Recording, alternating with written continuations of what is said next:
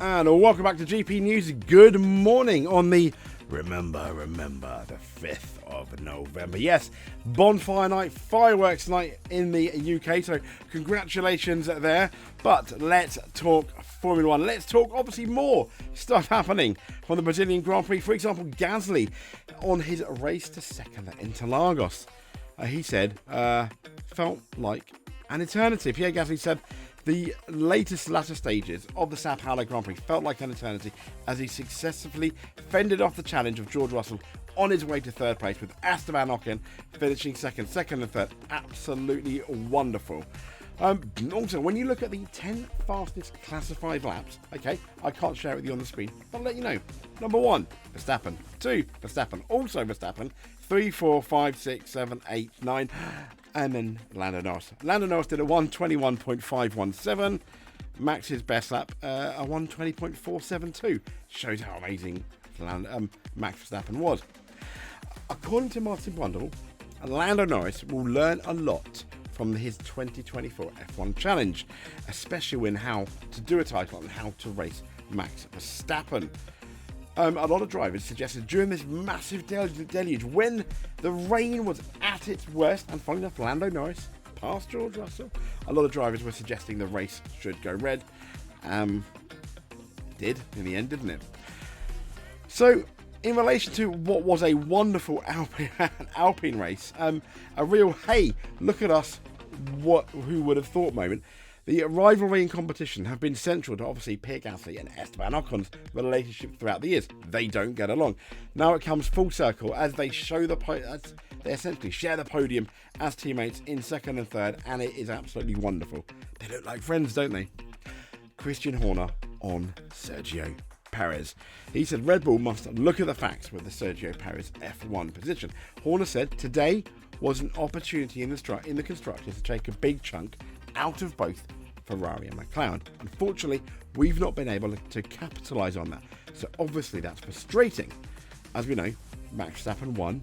Where was Sergio Perez? And he said, Horner carried on by saying, I think everything in life is subjective and you've got to look at the facts. We're working hard with Checo. We had a chassis change this weekend. I thought he drove a good race yesterday, but today wasn't his day. Very kind, isn't he, Checo?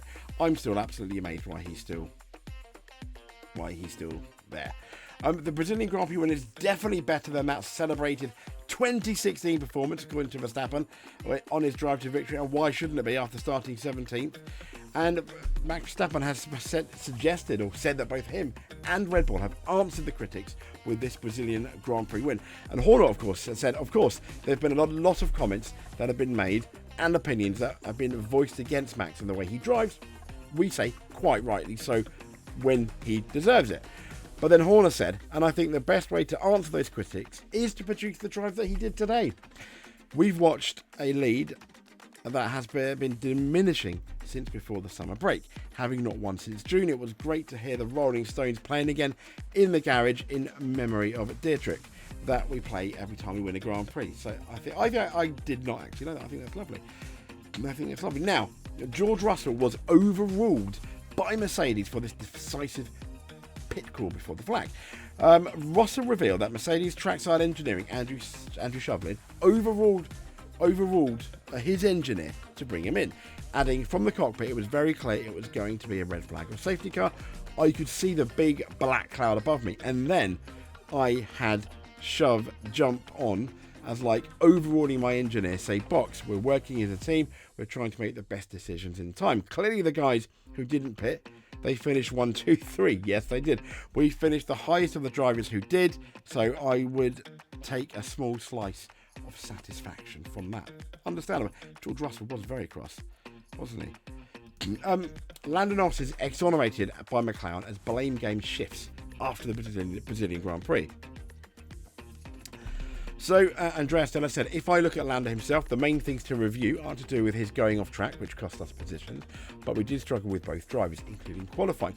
We struggled with locking the tyres.